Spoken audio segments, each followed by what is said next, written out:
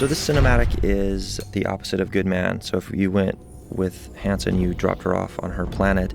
If you went against her and you killed off the colonists, then you would see this cinematic. You in here?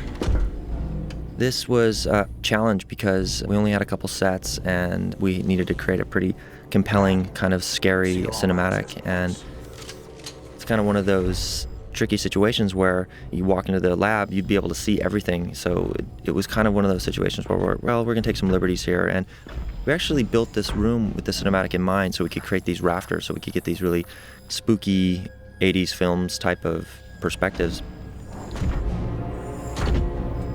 It was really fun to see it come together. Like I said, it kind of had some of those old style films in mind, you know, some Aliens and some of these other films that were obviously big influences. Another challenge was to actually take Hansen and turn her into a Zerg, but still make her recognizable. And one of the things that was pretty cool is we left the glasses on her, and it's funny, you turn into a Zerg, but she still wears her glasses. But it was just a visual cue that allowed us to still relate to her. She wasn't just this incredibly disgusting, ugly creature that you had no visual cue to relate to. That and the badge, funny enough, were the things that we held on to.